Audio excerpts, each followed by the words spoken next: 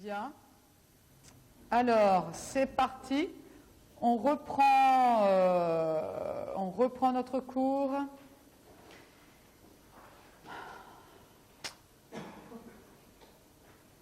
Il y a beaucoup de choses qui vont se passer qui sont juste devant nous. Hein. Et vous réalisez la bénédiction que c'est de vivre à cette époque-ci.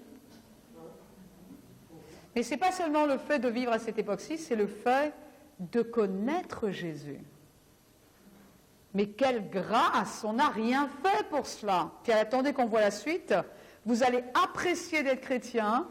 Et puis je pense que ça aussi, ça va booster tout le monde pour parler aux voisins et à Pierre-Paul Jacques-Philippe, comme on dit, du Seigneur et du salut qui est à leur disposition. Parce qu'on est encore en cette période de la grâce. Bien, puisque nous avons tous compris la 70e semaine de Daniel, nous avons compris la vision que Daniel a eue, c'est ça? Alors, nous avons aussi pu localiser l'Église qui est un mystère. On a déjà commencé à parler de l'Antichrist. Je pense qu'il serait bien maintenant de pouvoir étudier un petit peu son caractère, étudier un petit peu ce qu'il va faire, voir un petit peu qui est ce personnage, parce qu'il va avoir un impact destructeur et un impact terrible dans le monde, et notamment pendant cette 70e semaine de Daniel, qui sont l'équivalence de combien? 7 ans seulement. Enfin, quand je dis seulement, ça va paraître une éternité pour ceux qui seront dedans, mais ça va durer 7 ans. 7 ans. Alors, l'Antichrist, on a déjà lu, je vais juste vous donner quelques informations comme cela. De temps en temps, on va ouvrir la Bible. D'autres fois, ce sont des passages qu'on a déjà vus et que vous pouvez revoir à la maison. Hein. Alors, l'Antichrist, dans Daniel chapitre 7, versets 7 à 8, on va juste le reprendre.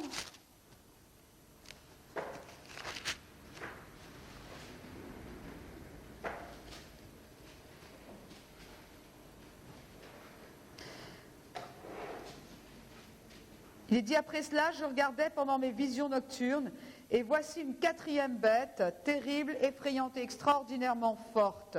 Elle avait de grandes dents de fer, elle mangeait, pulvérisait, et foulait aux pieds ceux qui restaient. Elle était différente de toutes les bêtes précédentes, et elle avait 10 cornes. Donc je considérais, verset 8, les cornes, et voici qu'une autre petite corne sortit du milieu d'elle, et 3 des premières cornes furent arrachées devant elle. Et voici qu'à cette corne, il y avait des yeux comme des yeux d'homme, et une bouche qui parlait avec arrogance. On a déjà vu ensemble que les 10 cornes qui sont représentées sont en quelque sorte l'Empire romain qui s'est reconstitué. De cet Empire romain va sortir un personnage qui est représenté ici par une des 10 cornes. Et cette corne-là, eh bien, c'est celle qui représente ou qui symbolise l'Antichrist. L'Antichrist, d'après le chapitre 7, verset 20, il est dit: et sur les 10 cornes qu'elle avait à la tête, et sur l'autre qui était sortie, et devant laquelle 3 étaient tombés. Cette corne qui avait des yeux, une bouche parlante avec arrogance, et une plus grande apparence que les autres. Verset 24, les 10 cornes, ce sont 10 rois qui s'élèveront de ce royaume. Un autre s'élèvera après eux, et il sera différent des premiers, et il abaissera 3 rois. Il prononcera des paroles contre le Très-Haut, il opprimera les saints du Très-Haut, il espérera changer les temps et la loi, et les saints seront livrés entre ses mains pendant un temps, des temps et la moitié d'un temps. Un temps, c'est 1 an, des temps, c'est 2 ans, et la moitié d'un temps, c'est 6 mois, ça fait 3 ans et demi. Puis viendra le jugement, et on lui ôtera sa domination qui sera détruite et perdue pour jamais. Parce que l'on peut comprendre ici, c'est que ce personnage-là, qui va sortir d'un des 10 ou d'une des 10 confédérations de cette Rome reconstituée, ce personnage-là va tout de suite établir sa puissance et son autorité en littéralement avalant 3 autres pays. Donc 3 sur 10, 3 moins 10, et le sien, ça fait plus que 7 là maintenant. Hein. Son caractère, regardez également dans 2 Thessaloniciens chapitre 2.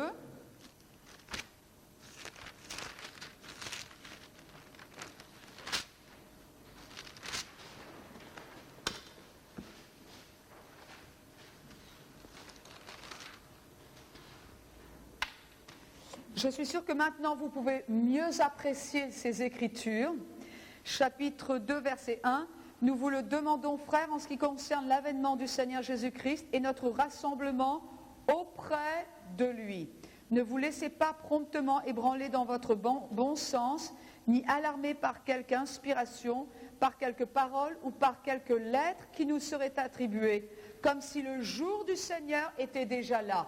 Et pour eux, le jour du Seigneur, c'était la fin des 7 semaines.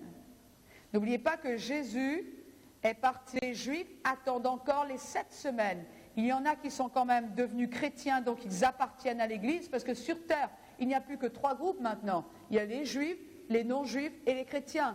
Mais parmi les chrétiens, il y avait des fausses doctrines encore. Et certains chrétiens, certainement, qui étaient avant juifs, étaient en train de dire « mais la tribulation a commencé ». N'oubliez pas que certains avaient vu Rome complètement envahir Jérusalem et brûler le temple de Jérusalem. Et donc, par Titus, pour ne pas me tromper. Et dans leur tête, c'était, ça y est, la tribulation, les 69 semaines de Daniel ne sont plus, la 70 est juste là, elle a déjà commencé. Et l'apôtre Paul est obligé de corriger en disant, non, ça n'a pas encore commencé. Verset 3, que personne ne vous séduise d'aucune manière, car il faut qu'auparavant, l'apostasie soit arrivée, que se révèle l'homme impie, le fils de perdition. L'apostasie, ça veut dire rébellion, ça veut dire quitter une position délibérément, ou ça veut dire une défection ou un rejet. Il faut qu'auparavant, l'apostasie soit arrivée et que se révèle l'homme impie. L'homme impie, c'est qui ? Impie, cela veut dire quelqu'un qui est impie, littéralement ça veut dire quelqu'un qui rejette la loi. Et l'antichrist se moque pas mal de ce qui est dit ou de ce qui n'est pas dit. C'est quelqu'un qui va rechercher un pouvoir absolu, pouvoir d'ailleurs qu'il va recevoir de la part de certains. Et c'est quelqu'un qui se moque aussi pas mal de la loi de Dieu.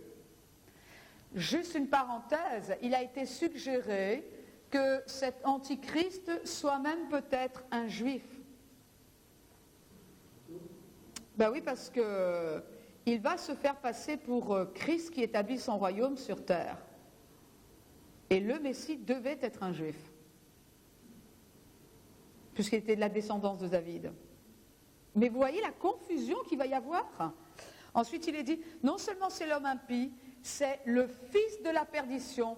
Et le mot « fils » ici parle d'une relation parentale, c'est-à-dire c'est le fils de son père. Ce n'est pas le diable, mais c'est celui qui a son cœur, qui porte ses projets et qui a en lui le même désir de destruction que le diable. Mais c'est bien un homme. Le texte nous montre que c'est un homme, ce n'est pas un ange déchu, ce n'est pas un démon, ce n'est pas un esprit mauvais, ce n'est pas le diable, c'est un être humain qui va littéralement se faire le messager, l'envoyé du diable, comme Jésus-Christ a été l'envoyé du Père, eh bien cet homme va être l'envoyé du diable. Il est dit, l'adversaire qui s'élève au-dessus de tout ce qu'on appelle Dieu ou qu'on adore. Il s'élève au-dessus, et plus tard ça va être confirmé par d'autres passages. Cela veut dire qu'il va persécuter les Juifs. Une fois qu'il se sera, vous vous rappelez qu'il est dit, il va faire une alliance de 7 ans avec les Juifs, mais au bout de 3 ans et demi, eh bien, il va s'asseoir dans le temple. Ben voilà, c'est ce qu'on est en train de lire là. Et quand les Juifs vont dire, mais tu n'as pas le droit de t'appeler Dieu, tu n'as pas le droit de t'asseoir dans le temple, tu n'as pas le droit de tourner, et il va devenir leur pire ennemi. Mais est-ce qu'il n'y aura que les Juifs qui vont invoquer le nom de l'Éternel Dieu? Non. L'Église aura été enlevée, mais pendant ce temps, il y a des gens qui vont être sauvés. Il y a des gens, il y a des Juifs qui vont se tourner vers le Seigneur, surtout quand ils vont voir que l'Antichrist se tourne contre eux. Ils vont se tourner vers l'Éternel, mais pendant cette période-là, il y a des personnes à qui nous aurons témoigné. La semence incorruptible aura été déposée dans leur cœur. Ils auront vu que ce qu'on leur a dit s'était passé et ils vont donner leur vie au Seigneur. Apocalypse nous dit que ce sera au prix de leur sang, c'est-à-dire qu'ils vont être martyrs. Pourquoi? Parce que l'Antichrist va leur faire la guerre à eux aussi. Donc aujourd'hui, nous sommes sauvés, facile, on n'a pas eu besoin de verser notre sang, on n'a pas, quelquefois, les gens ne comprennent pas toujours ce que c'est qu'un chrétien né de nouveau, ils ne savent pas ce qu'est une église qui ne soit pas catholique, ils ne comprennent pas cela. Mais on ne peut pas, notre pays du moins, dans des pays musulmans ou dans des pays russes ou en Chine, c'est autre chose. Mais en ce qui nous concerne, on a une vie qui est plutôt, permettez-moi l'expression, peinard. Mais qu'est-ce qu'on fait de la liberté que nous avons? Vous ne croyez pas que le Seigneur va nous demander des comptes? La Bible dit qu'on est responsable de ce que l'on a.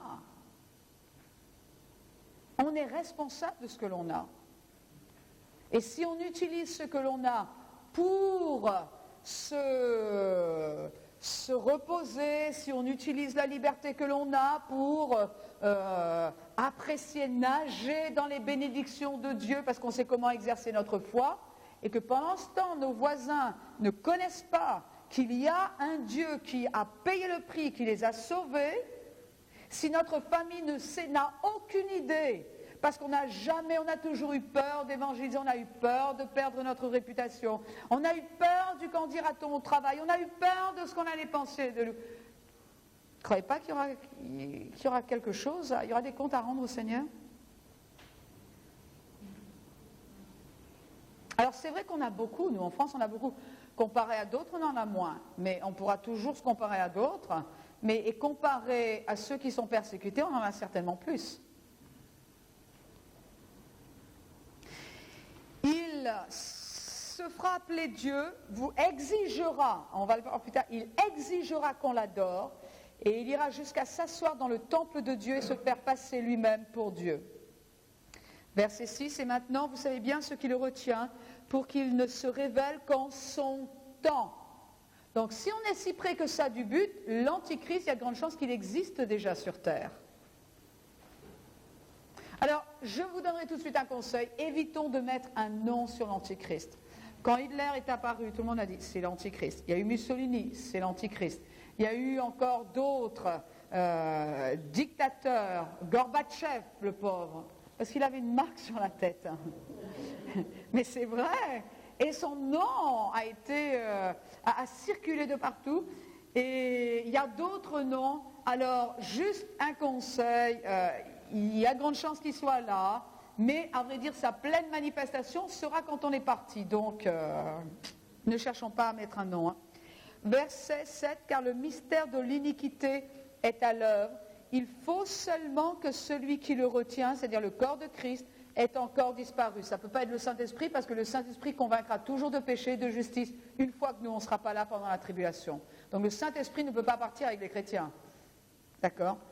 Alors, se révélera l'impie, que le Seigneur Jésus-Christ détruira par le souffle de sa bouche et qu'il écrasera par l'éclat de son avènement, et son avènement aura lieu à la fin de la tribulation, c'est-à-dire à la fin des 7 semaines. Et c'est lui qui, à la fin des 7 semaines, on va le voir ensemble, il va y avoir une guerre monumentale, et le Seigneur, ce sont toutes les nations qui vont se rassembler contre Dieu lui-même, au départ contre l'Antéchrist, mais ensuite contre Dieu lui-même, et le Seigneur va mettre fin d'une manière effroyable à cette guerre. Il va juger les nations et en même temps, il va se débarrasser de l'Antéchrist. Quand on dit se débarrasser, ça ne veut pas dire le réduire à un tas de poussière, hein. Ça veut dire le mettre hors d'état de nuire. Et ensuite, il va passer sa vie lui aussi dans les tourments. Verset 9, l'avènement de l'impie se produira par la puissance de Satan. Waouh! Et qu'est-ce qui va se faire? Avec toutes sortes de miracles, de signes et de prodiges mensongers. Dites-moi, comment va-t-on pouvoir voir la différence entre les miracles du Saint-Esprit et les miracles de l'Antéchrist? Qu'est-ce qui fait la différence? La vérité. La vérité, ce sont ceux qui connaîtront la vérité, c'est-à-dire la parole, parce que la Bible sera toujours là.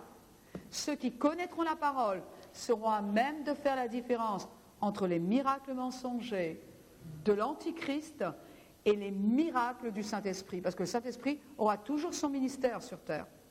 Verset 10, et avec toutes les séductions de l'injustice. Pour qui? Pour ceux qui périssent. Pourquoi est-ce que certains vont périr? Parce qu'ils ont été prédestinés à périr? Parce que tout simplement le Seigneur dit, bah tiens, le salut c'est pour les uns et c'est pas pour toi. Non, non, non, non, non, non, non. Si quelqu'un périra pendant ce temps-là, c'est parce qu'ils n'auront pas reçu, pas en eux, pas parce qu'ils n'auront pas la possibilité de l'avoir, mais ils ne voudront pas l'amour de la vérité pour être sauvés. C'est pour cela que je vous dis encore et encore, cultivez cet amour pour la vérité. Quand vous avez le choix entre une situation de compromis et la vérité de la parole de Dieu, choisissez la parole de Dieu.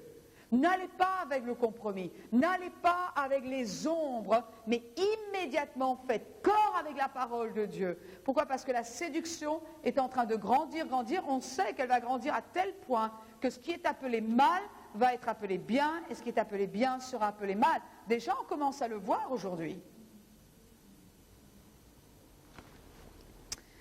Aussi, verset 11, Dieu leur envoie une puissance d'égarement pour qu'ils croient au mensonge. Quand il est dit il envoie, c'est-à-dire Dieu n'est pas en train de martyriser des victimes, c'est pas du tout ça. Quand vous relisez par exemple dans Romains chapitre 1 et chapitre 2, on voit qu'à vrai dire, Dieu n'envoie pas délibérément, souverainement une puissance d'égarement. Ça veut dire que Dieu les livre à l'égarement qui les accommode. C'est-à-dire, tu ne veux pas de la vérité, eh bien dans ces cas-là, je vais te dire que tu veux croire. Si Dieu livre, là, il n'y a plus moyen de s'en sortir. Hein. Et ils seront responsables. Ils ne pourront pas dire c'est la faute de Dieu, ils seront responsables. Proverbe chapitre 5, verset 22, je vous le cite, dit « Le méchant est pris dans ses propres fautes. Il est retenu par les liens de son propre péché. »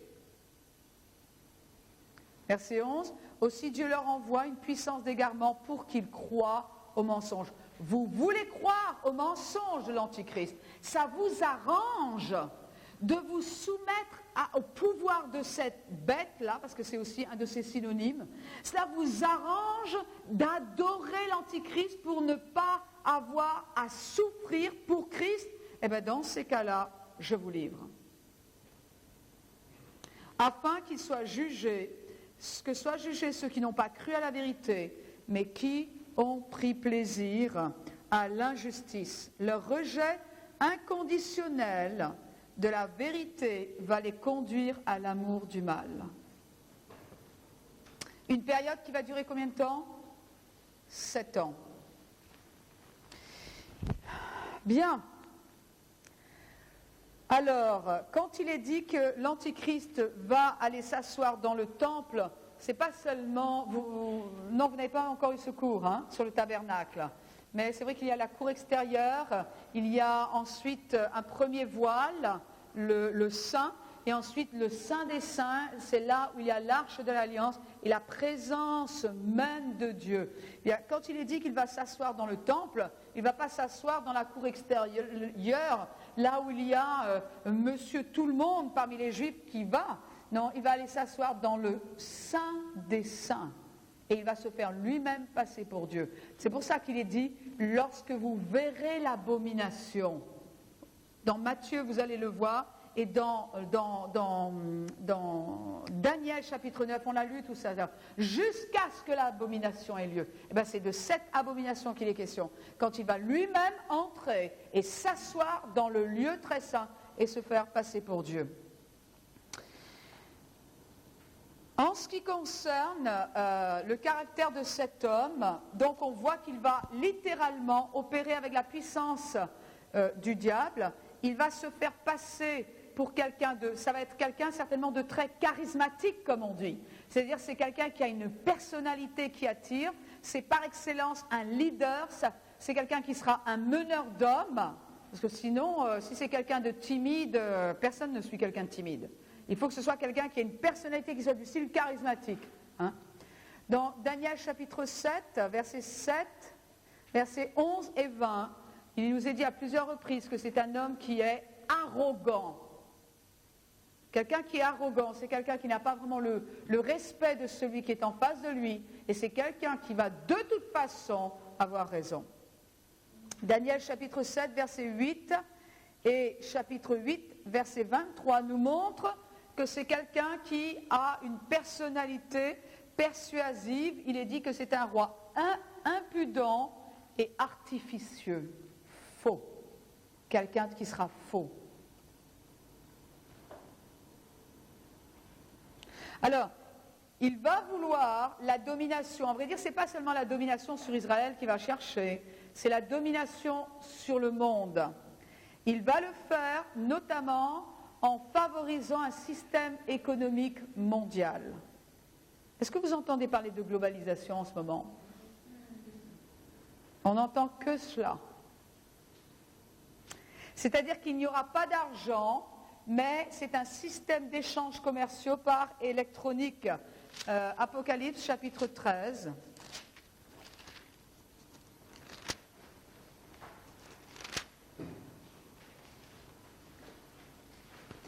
Verset.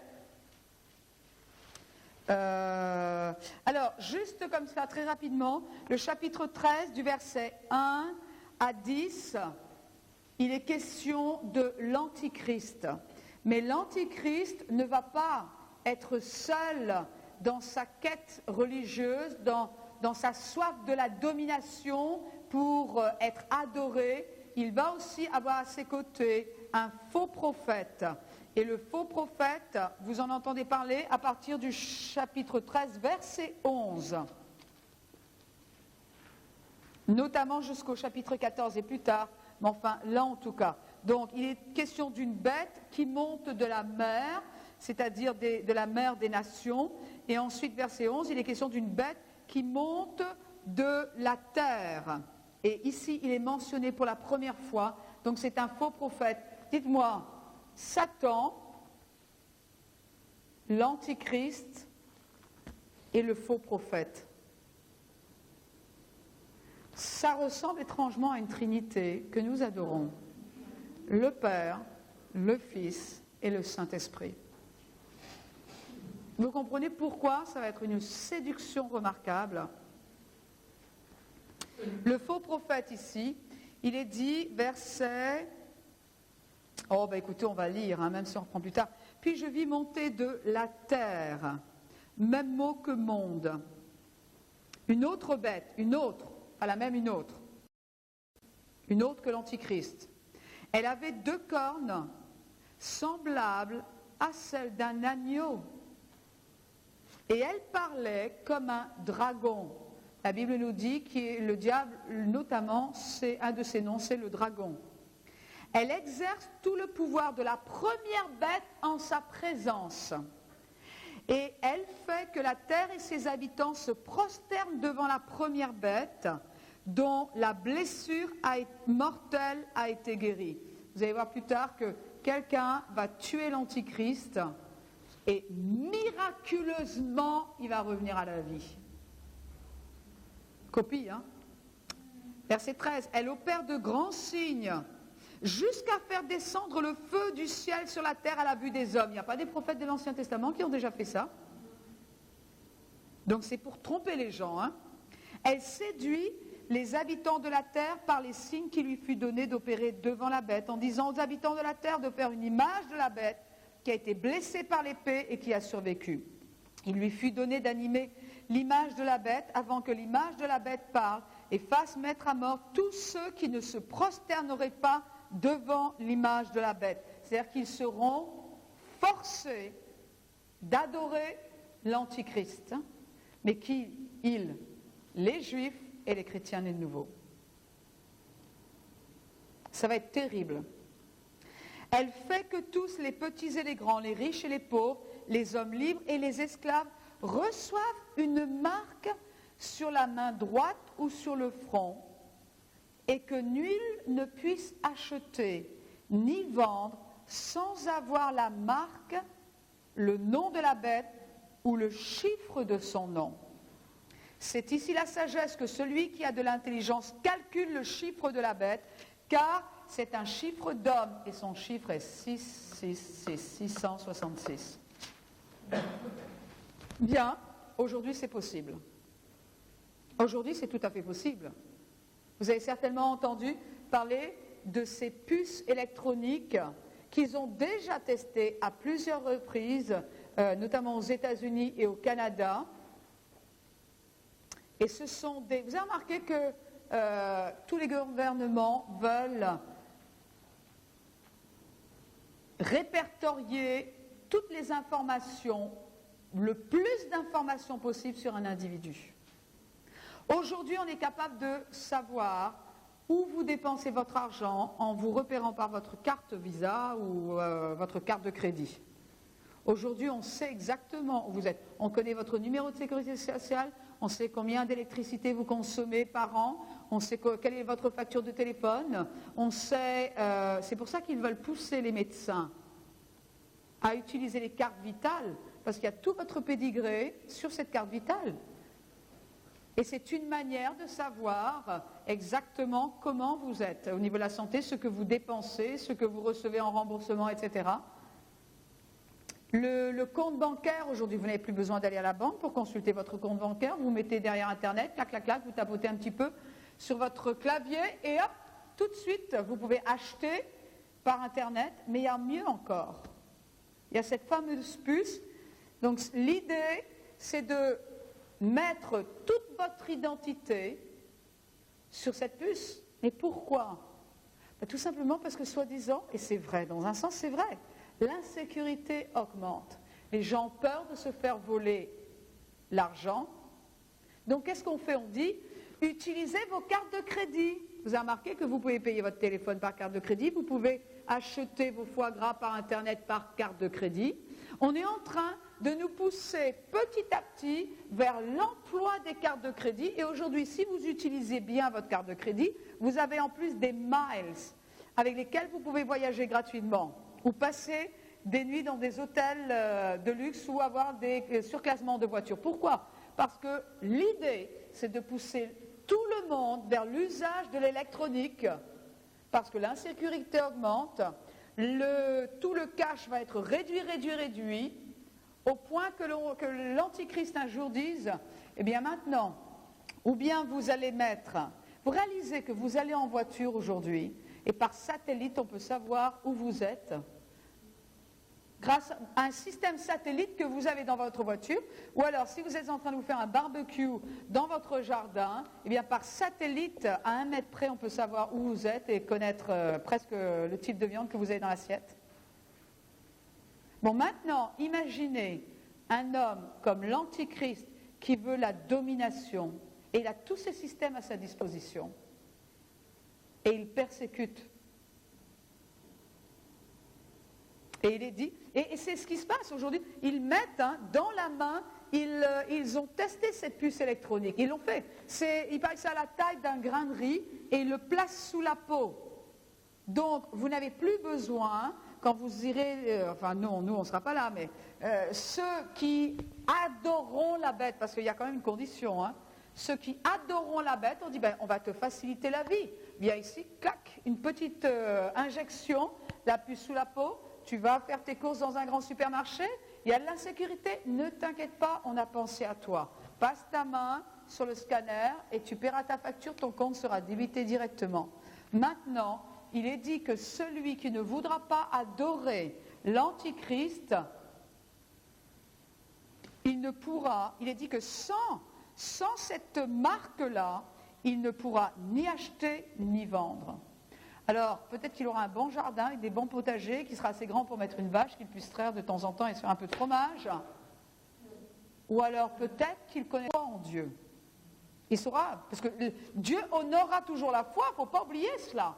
Mais à quel prix? À quel prix? Bien, on sait aussi, alors, juste une parenthèse, est-ce que vous réalisez que la monnaie unique que nous avons en Europe est en train de pousser vers cette mentalité de la globalisation et de la perte de notre individualisme. Et avec cette histoire de monnaie unique, on est en train de donner le contrôle au président de la communauté européenne, qui lui n'est pas élu par le peuple. Je ne vais pas me lancer là-dedans, enfin bon.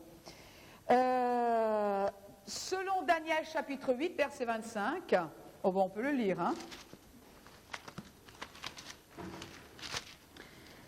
chapitre 8, verset 25, à cause de sa prospérité, même verset 23, à la fin de leur règne, lorsque les pécheurs seront consumés, il s'élèvera un roi impudent et artificieux. Sa puissance s'affermira, non par sa propre force, il fera d'incroyables destructions, réussira dans ses entreprises, il détruira les puissants et le peuple des saints. À cause de sa prospérité et du succès de ses ruses, il aura de l'arrogance dans le cœur. Il détruira beaucoup d'hommes qui vivaient tranquilles et s'élèvera contre le chef des chefs, mais il sera brisé sans l'effort d'une main. Il semble que ce soit quelqu'un qui soit prospère dans les entreprises. Il se peut que ce soit un homme d'affaires, parce qu'il est parlé de prospérité, de réussite là. Autre chose, non seulement, il va favoriser un système économique mondial, et quand vous contrôlez l'argent, vous contrôlez les gens. Ça c'est clair. Et il va développer un gouvernement mondial. On entend parler souvent du nouvel ordre mondial. Le nouvel ordre mondial.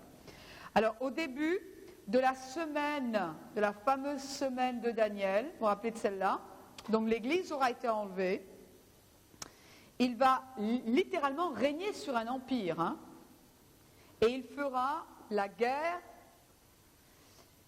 Il est dit dans Daniel chapitre 7, 23, il va essayer de dévorer toute la terre. On sait que Satan a déjà essayé, lui, avec la tour de Babel aussi. Hitler aussi a essayé d'imposer un ordre mondial. Dans Daniel 11, 36, on sait qu'il aura un ordre absolu. Et je vais vous lire une citation. Brock Schilzholm, directeur de United Nations World Health Organization, donc Organisation pour la santé mondiale, a dit pour parvenir à un gouvernement mondial, il est nécessaire de retirer aux hommes leur individualisme, l'attachement à la famille. Pourquoi? Parce que l'attachement à la famille, c'est l'attachement aux valeurs. Et non seulement aux valeurs refuge, mais aux valeurs des ancêtres, aux coutumes. Donc il est nécessaire de retirer aux hommes leur individualisme. Vous avez remarqué qu'aujourd'hui, on ne pense plus France, on pense Europe. Et on commence à ne même plus penser Europe, on est en train de penser monde. Aujourd'hui, tout le monde porte des jeans. Ça devient presque difficile. Tout à l'heure, voilà la différence entre un Esquimau, un Russe, un Africain. Bien sûr qu'on voit les... Mais au niveau de l'habillement, on est en train de même se mondialiser à ce niveau-là. Aujourd'hui, tout le monde parle anglais, quoi. Aujourd'hui, c'est les mêmes musiques qu'on entend un peu partout. Aujourd'hui, c'est le même Coca-Cola qu'on boit. Il est nécessaire de retirer aux hommes leur individualisme, l'attachement à la famille, le patriotisme. Pourquoi ? Parce qu'on ne se bat plus pour son pays. On pense tellement monde, monde, monde, monde, qu'on ne veut plus penser à notre petit pays.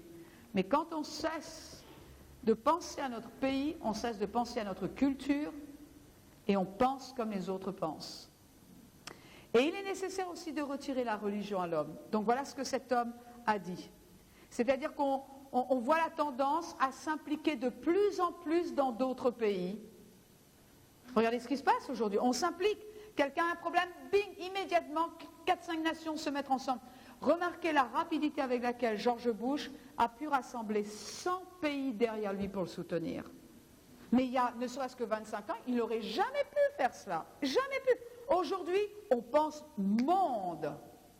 Aujourd'hui, on s'implique dans le monde. Le monde, c'est notre maison.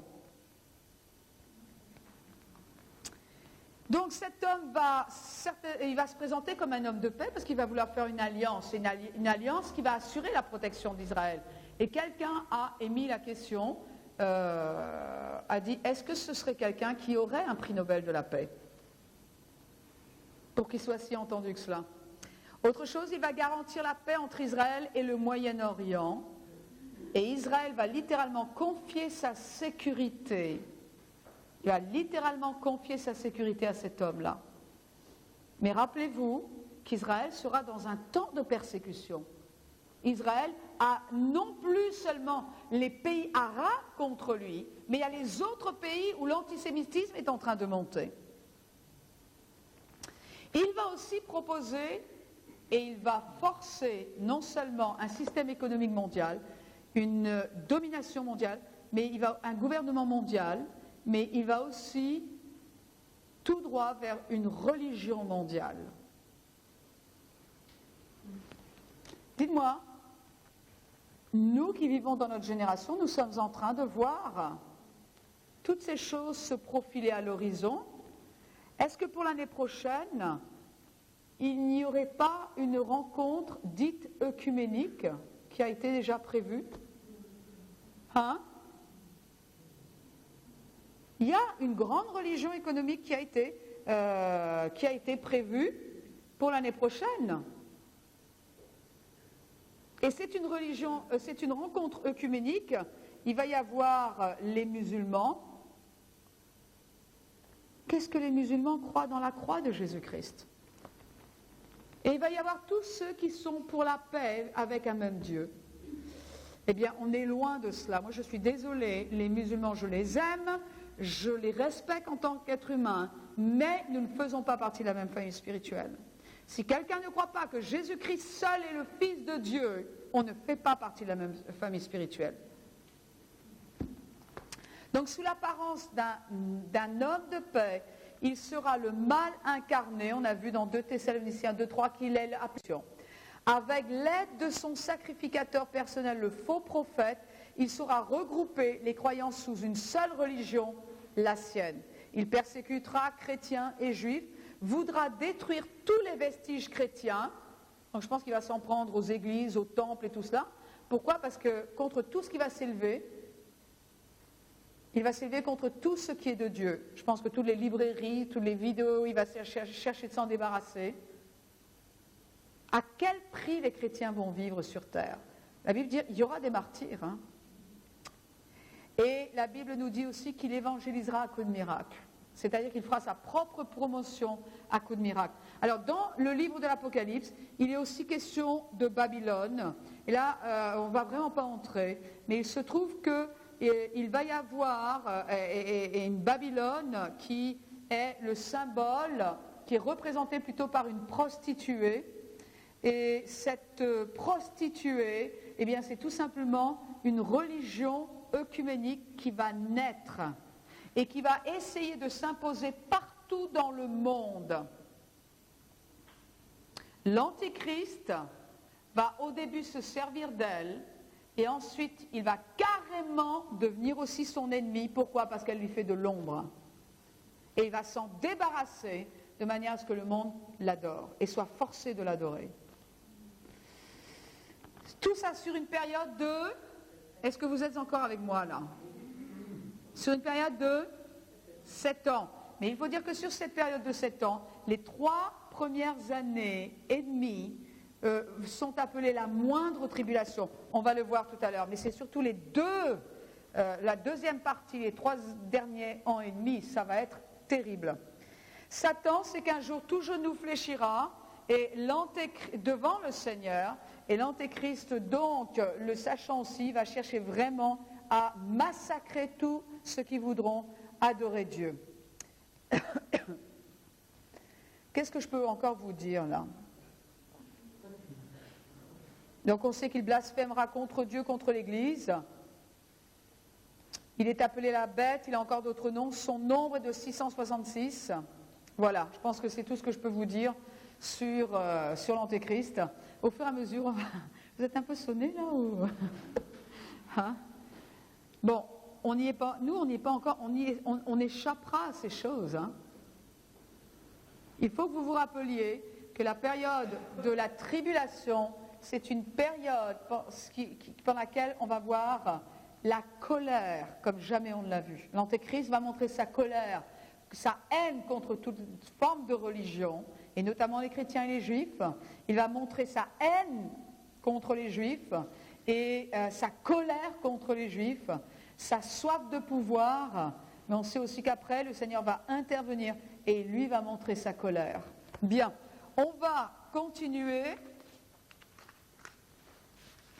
Alors, pendant cette période de 7 ans-là,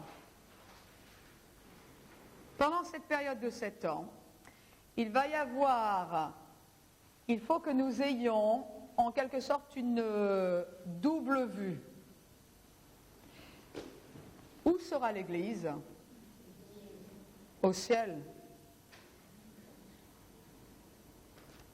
Et tout le reste va se passer sur terre avec l'Antéchrist, on est d'accord? Vous n'avez pas envie de savoir ce qui va se passer au ciel? Pourquoi? Parce que ça nous concerne, directement ça nous concerne. Alors c'est ce que je vous propose d'étudier maintenant. Donc pendant que Dieu reprend son programme avec Israël sur terre pendant cette période de 7 ans, pendant cette même période, quelque chose se passe, non pas sur terre, mais au ciel, et ça concerne directement l'Église. Alors, regardez dans Jean chapitre 5.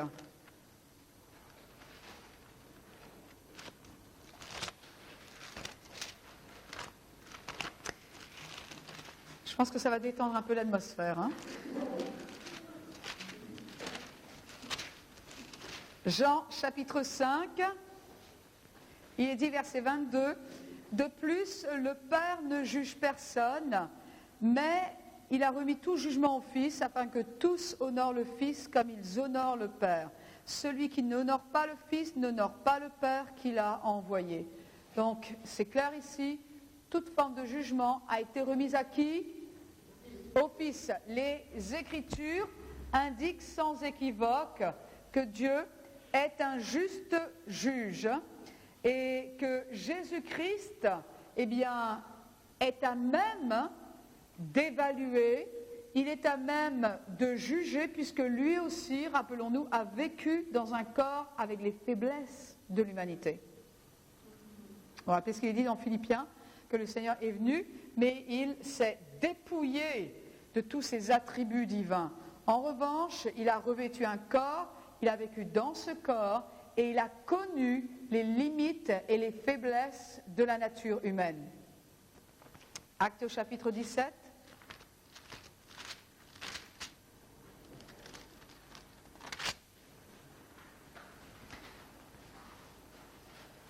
Verset 30. Dieu, sans tenir compte des temps d'ignorance, annonce maintenant à tous les hommes en tout lieu qu'ils aient à se repentir, parce qu'il a fixé un jour où il va juger le monde selon la justice par un homme qu'il a désigné, et il en a donné à tous une preuve digne de foi en le ressuscitant des morts. C'est-à-dire, tout comme Jésus est ressuscité des morts et s'était annoncé, et ça a été confirmé, c'est exactement ce qui s'est passé, de la même manière, nous avons la certitude qu'il va y avoir un jour où Jésus-Christ, lui, va exercer son ministère de juge. Et c'est aussi certain que sa résurrection. Alors, la Bible nous parle de 3 jugements. La Bible nous parle de 3 jugements. Le premier aura lieu devant le tribunal de Christ. Le premier aura lieu devant le tribunal de Christ. C'est celui-là que nous allons étudier maintenant. Le second, dans Matthieu 25, 31, aura lieu devant le trône de gloire.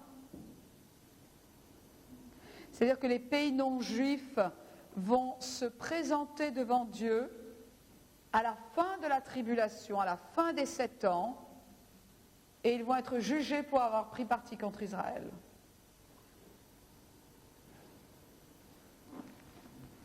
Donc, un premier jugement devant le tribunal de Christ, un deuxième devant le tribunal de gloire, et un troisième qui est appelé le grand trône blanc.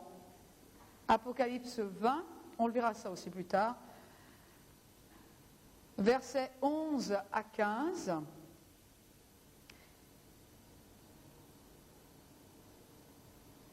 Et là, ce sera le jugement de toutes les personnes qui ne connaissent pas Christ. Toutes les personnes qui ne connaissent pas Christ. Alors, situons bien cet événement devant le tribunal de Christ. À vrai dire, il va y avoir 2 choses importantes qui vont se passer pendant 7 ans.